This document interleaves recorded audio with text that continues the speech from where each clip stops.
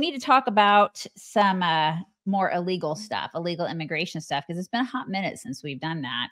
Democrats are still mad about it. There's this Democrat from Illinois, Mike Quigley, and he's lying. And so we need to talk about how much of a lying liar he is. So he put this out yesterday about how ICE was pulled a teacher out of a classroom, a preschool teacher, and is basically like kidnapping her. Okay. He put on X, this isn't going after the worst of the worst. This morning, they took a preschool teacher without a warrant in front of children in my district, which is a freaking lie. Okay.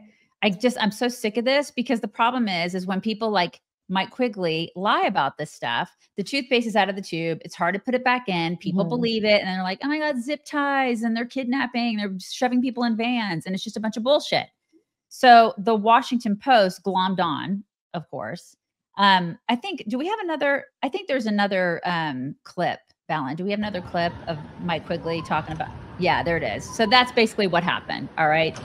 This woman's being brought out, and we'll get to it. But what happened, let me tell you what the Washington Post said, of course. The Washington Post glommed on, and they said armed ICE officers arrested a teacher early Wednesday in Chicago after chasing her onto the grounds of a private preschool and grabbing her as parents and students looked on, according to a local official and witnesses. Okay, so here's the Washington Post screenshot. That's what they said. All right, there they are. They're glomming on. They're also, and of course, community notes are like, you're full of crap. We hate you. You suck. Okay. And here is the response of Homeland Security, which gives us the actual story of what actually happened. Okay. So here's Homeland Security. We've got their tweet. And I think it's going to be tiny font. I'm going to have to read it. Do we have that? Please tell me we have that. Valen, for the love of God, tell me we have that. Okay, there we go. It's so tiny. How do you people sleep at night after lying all day to the American people like this? ICE law enforcement did not target a daycare and were only at this location because the female illegal alien fled inside. Here's the real story. Officers attempted to conduct a targeted traffic stop of this female illegal alien from Colombia. Officers attempted to pull over the vehicle, which was registered to a female illegal alien with sirens and emergency lights, but the male driver refused to pull the vehicle over. Law enforcement pursued the vehicle before the assailant sped into a shopping plaza where he and the female passenger fled the vehicle. They ran into a daycare and attempted to barricade themselves inside the daycare, recklessly endangering the children inside. The illegal alien female was arrested inside a vestibule, not in school. Upon arrest, she lied about her identity.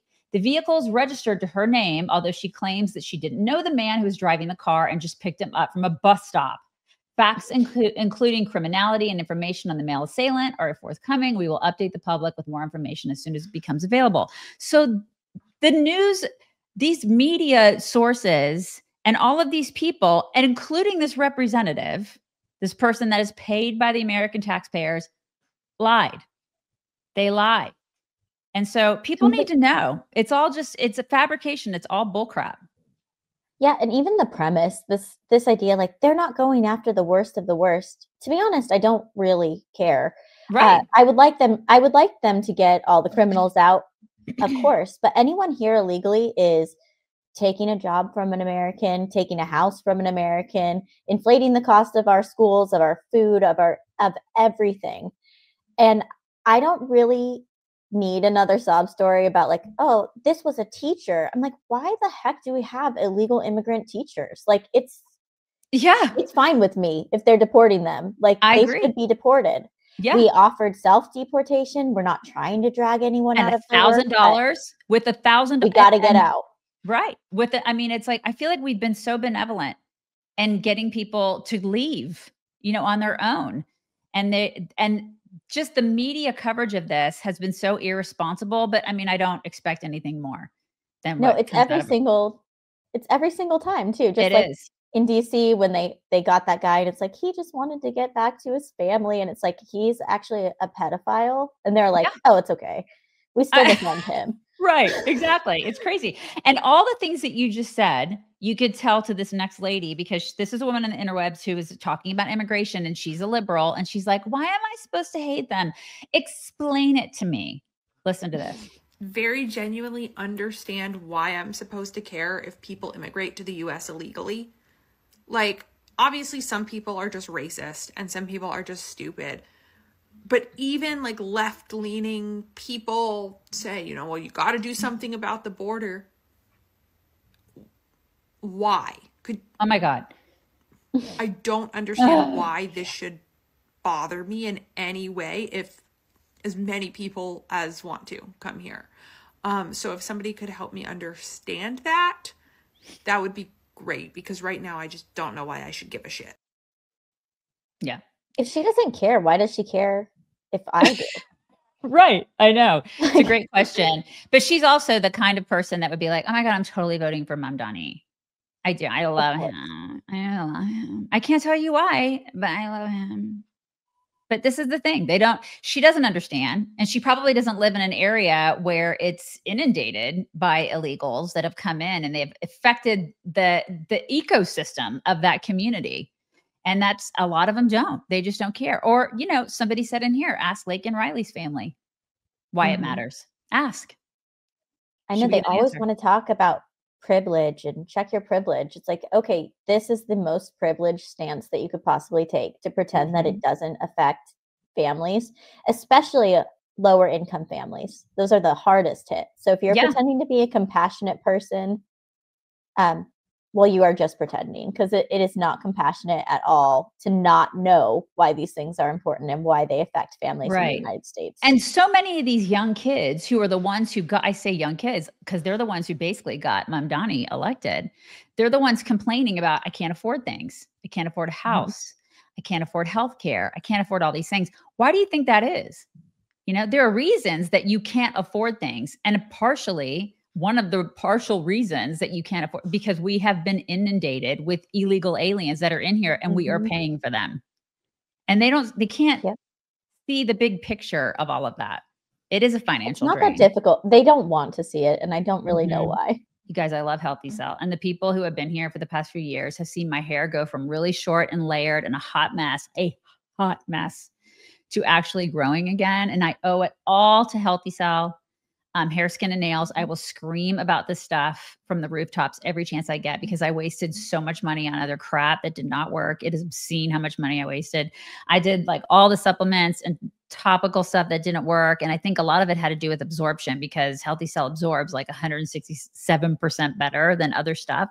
But also they just didn't have the right formulas. And Healthy Cell knows what they're doing. They do all the stuff. They have all the great stuff in their formulas. And I started seeing a difference probably within like 3 months. And then I was hooked.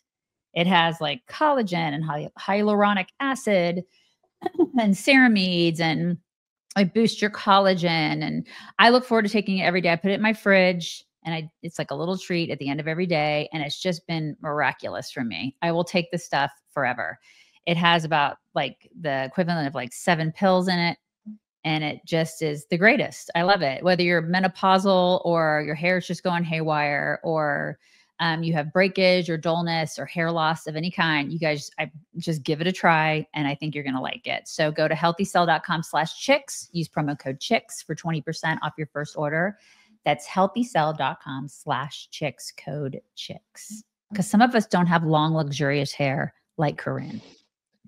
We're not. Everybody has said how great your hair looks today. And I said it first thing when I saw you this morning, but everybody in the comments is like, gosh, Daisy, your hair looks amazing. That's very sweet. It's finally growing a little again, you guys. So it's great. It's working. Yeah. I think they've been taught that if they do see it, they're not being empathetic. And it's a feels issue, because they've been taught that that's not. But you're lacking empathy for your fellow Americans. Well, America sucks, don't you know? I mean, America's terrible. Everybody else is great, but America sucks. You know who else sucks? This new Pope. Listen, the new Pope was lecturing people yesterday, I think it was yesterday, on how we're going to have to answer when we go to heaven. If you're a Christian, you're going to have to answer for how you've treated foreigners, which is rich considering that the Vatican is actually a country, albeit a small one, and they don't let foreigners in, you know? So I just find that very interesting and hypocritical coming from this Pope, because perhaps he will be judged for his elitism, right? And hypocrisy on this issue. But anywhere, here he is. Church is to preach the gospel. And just a couple of days ago, we heard Matthew's Gospel, chapter 25, which says, Jesus says very clearly, at the end of the world, we're going to be asked, how did you receive the foreigner? Did you receive him and welcome him or not? And I think that there's a deep reflection that needs to be made in terms of what's happening. Many people who have lived for years and years and years, never causing problems, have been deeply affected by what's going on right now. The spiritual rights of people who have been detained should also be considered, and I would certainly invite the authorities to allow pastoral workers to attend to the needs of those people. Yeah, y'all try to break into the Vatican, I dare you. Yeah. So many misconceptions in that whole. First, I don't want strict immigration policies out of hate at all. Like, it's not a lack of compassion. These are not compassionate policies. How did you receive the foreigner? Oh, well, I let my borders open. I let them be human trafficked and put in the back of vans and overheated and sex traded and became drug mules. You think that is compassion for immigrants? Such a fantastic point, Corinne, because he said nothing about the 300,000 plus children who were trafficked into this country, some of them still may be here and unspeakable things may be happening to them. Does he give a shit about them? What about them?